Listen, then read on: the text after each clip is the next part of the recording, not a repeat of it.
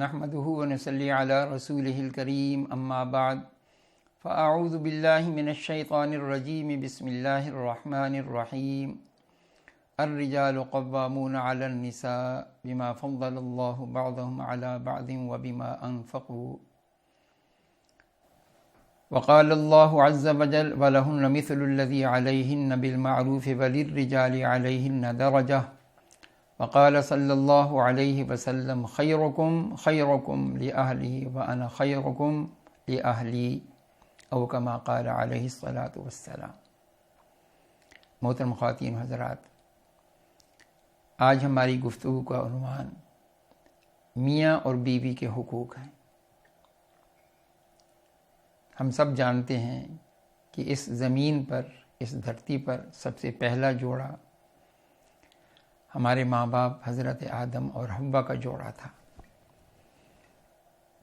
پھر آج ہم دیکھتے ہیں کہ ان دونوں سے آج ہم زمین میں کتنی تعداد میں ہیں، کثیر تعداد۔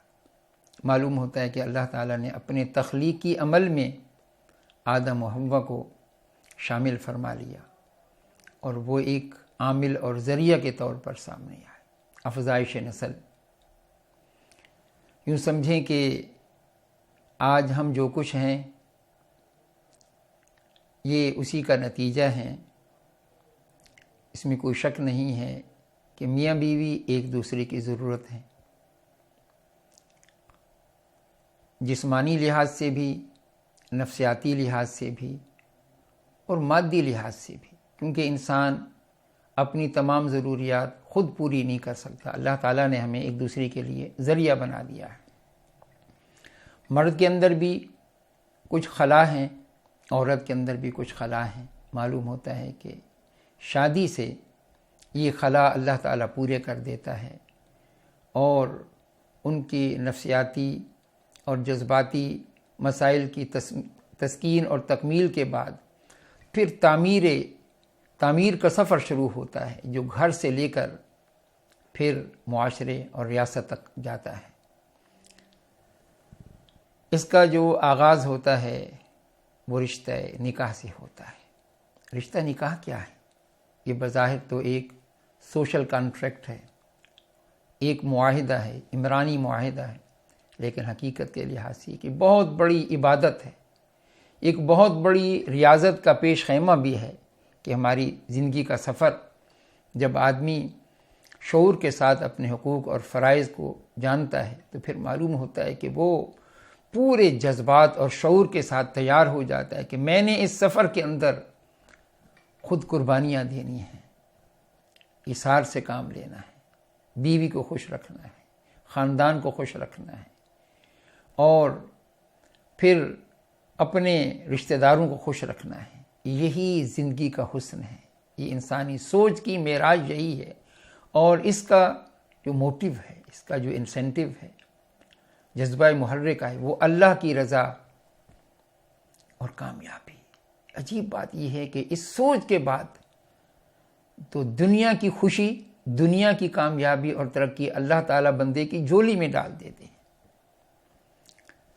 آپ کو معلوم ہے کہ یہ رشتہ ازدواج جو ہے یہ حق المہر، جو ایک علامتی اظہار ہے، سمبولک ایکسپریشن ہے اس بات کا کہ جو ذمہ داریاں آج تک اس خاتون خانہ کی، اس کے والدین نے نبھائی ہیں، ہر قسم کی، اس کی پرورش، اس کے اخراجات، اس کی رہائش، اس کا لباس، اس کا علاج، اس کی تمام ضروریات، آج سے وہ ذمہ داریاں اللہ تعالیٰ نے میرے کاندھے پر ڈال دی ہیں، اور شکر کے جذبات کے ساتھ اپنے سسرال کے لیے بھی، کہ اس لیے کہ وہ بھی والدین ہیں، انہوں نے ایک احسان کیا ہے کہ ایک پال پوس کر اپنی بیٹی اس نوجوان کے حوالے کی ہے، اور پھر یہ بھی ایک شرط ہے، یہ ایک اظہار بھی ہے کہ ذمہ داریوں کی شفٹنگ کا،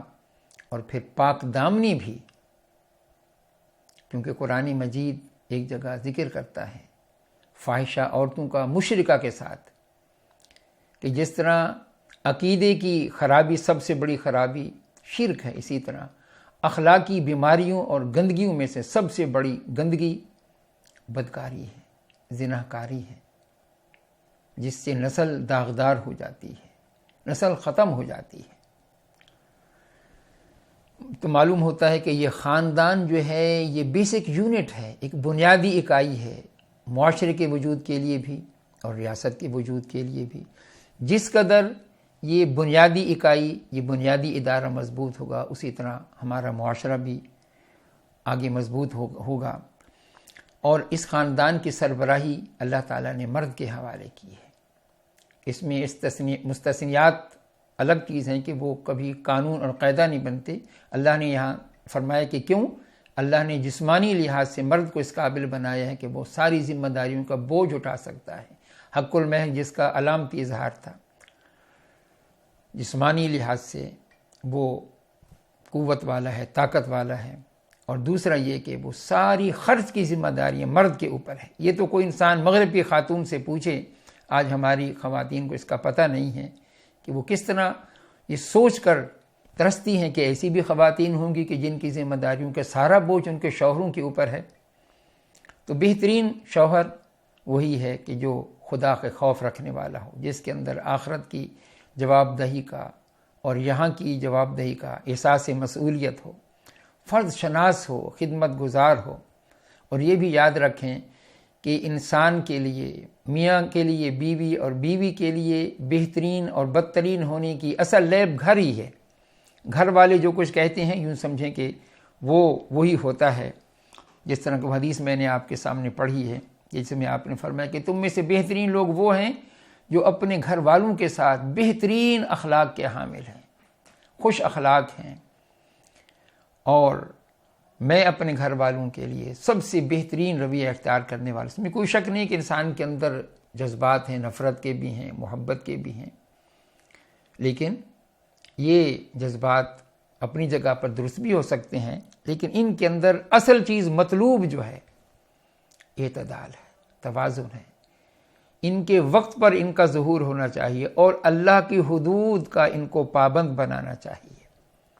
تو ایک مرد بہترین اپنے خاندان کے لیے، اپنی بیوی کے لیے معلم بھی ہو، مربی بھی ہو، نگران بھی ہو کہ کہیں ڈیویشن نہ ہو جائے، مشاورت بھی ہو، احساس برتری سے وہ خالی ہو، خود باعمل ہو، کبھی ہاتھ اٹھانے والا نہ ہو، نرم ہو لیکن یہ نرمی کم ہمتی اور بزدلی کی بنیاد پر نہ ہو، مضبوط اعصاب کا مالک نہ ہو لیکن یہ ظلم اور سختی میں تبدیل نہ ہو جائے، کم خرچ بالا نشیں اور قناعت پسند ہو لیکن بخیل اور کنجوس نہ ہو، سخی ہو لیکن فضول خرچ اور شوشہ پسند نہ ہو، دکھاوے کے لیے نہ ہو، کیونکہ آج ہماری معاشرت اس کی نظر ہو چکی ہے۔ تو بہترین بیوی بھی وہی ہوگی جو خدا پر ایمان رکھتی ہو، صالحہ ہو، نیک کاموں سے اس کو شغف ہو، حافظہ ہو۔ مراد یہ ہے کہ غیب کے اندر اس کی عزت و آبرو کی بھی محافظ، اس کے مال کی محافظ، اس کی اولاد کی محافظ، اس کے رازوں کی محافظ، ایک رائیہ بن کر رہے احساس مسئولیت کے ساتھ۔ شوہر کے بعد پھر وہی ہوتی ہے، اس کے لیے معاون ہو، وہ مالکہ اور آقا کا کردار ادا نہ کرے، یہ جنگ نہ ہو بلکہ خیر خواہی ہو، بدخواہی نہ ہو، بے حسی نہ ہو، وفاداری ہو، اطاعت ہو، سرکشی نہ ہو، مقابلہ بازی نہ ہو۔ مرد کے سامنے مقابل بن کر آئے گی تو پھر باقی کیا بچے گا؟ نہیں، ایک مومن بیوی تو یہی ہوتی ہے، قناعت پسند بھی ہوتی ہے، شو بازی سے بھی بچنے والی ہوتی ہے، شوہر کی وفادار بھی ہوتی ہے، اس لیے کہ ان کے سامنے ایک بہت بڑا مشن ہے۔ وہ مشن کیا ہے؟ گھر کو جنت بنانے کا، اولاد کی تعلیم و تربیت کا۔ اگر دونوں کے اندر یہ احساس ذمہ داری پیدا ہو جائے تو پھر یہ گھر جنت تو پھر معاشرہ جو خاندانوں پر مشتمل ہے، پھر ریاست جنت۔ معاشرہ کے لیے اور انسانیت کے لیے اور ریاست کے لیے میاں بیوی کا کردار ایک بہترین کردار ہے، اور اس سے بہترین اولاد وجود میں آتی ہے، ذمہ دار شہری وجود میں آتے ہیں۔ اور ہم یہ دیکھتے ہیں کہ شیطان کا اولین ہدف خاندان کا ادارہ ہے۔ آج ہم دیکھ رہے ہیں کہ بیوی بھی اپنے اصل مشن سے محروم اور شوہر بھی